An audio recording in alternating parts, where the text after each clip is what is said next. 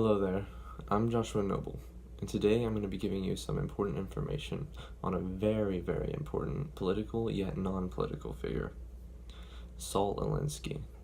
How did the ideas of one man from decades ago affect the ideas and actions of some of today's greatest political leaders in the United States? Well, Saul Alinsky is considered the father of community organization, and his ambitions and dreams have impacted today's society in a great deal of ways. After listening to many speeches by Hillary Clinton and Barack Obama, I can clearly see the impacts that Alinsky's ideas and actions made upon those two very important people. From what is portrayed and thought of him, leave two narrow main points of interest. Saul Alinsky was considered a closeted communist. He never stated that he never stated that he was a communist. Saul hated the poor. Not exactly hated, but he disliked the idea of them being poor. His political views fell right in line with a communist.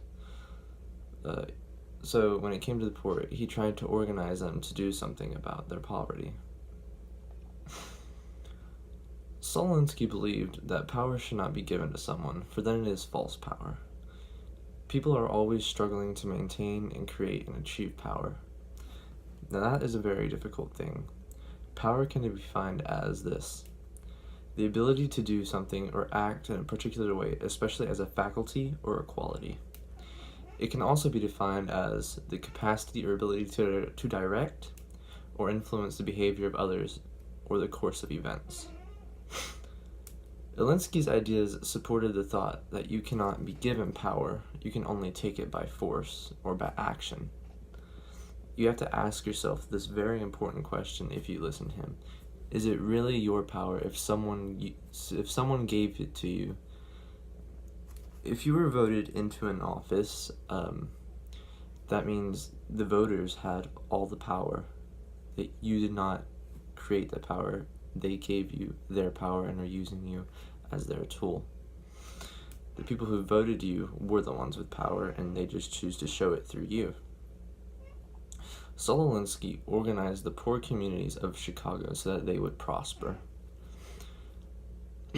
Saul grew up in a very poor family, which made him want to help those in similar situations.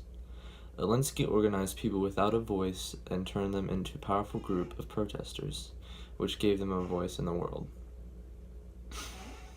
Alinsky's organizations were not a charity, nor did they give money directly to the poor. They formed groups that would go on strike, they would protest, and use their voice to better the community that they lived in. Chicago back then was very poor. They'd been hit by the Great Depression, and they were one of the ones who took it the hardest.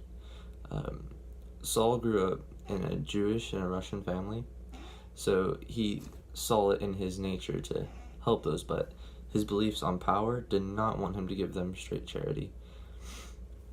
Alinsky never believed in straight-up charity. That would always go against his beliefs. Alinsky considered himself to be a very independent man. He often prided himself on independence. Alinsky never joined any of the community organizations that he himself created. Saul Alinsky's methods for protesting were sometimes incredibly unorthodox. Sit-in protests were a very common thing in the 20th century. Civil rights activists often used them to portray their wants and needs peacefully. These protests often went bad as the peaceful protesters were removed, often forcefully removed. Alinsky once organized a fart-in, in which African Americans would eat a rambunctious amount of baked beans, then attend a musical performance while farting as loud as possible. During one of them, they were considered louder than the woodwinds. Saul Alinsky also threatened and supported piss-ins, which are clearly self-explanatory.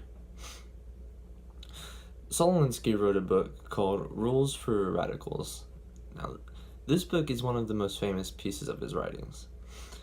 The book laid out the rules and how-tos for community organization. It gave him a clearer view on what to do and what not to do.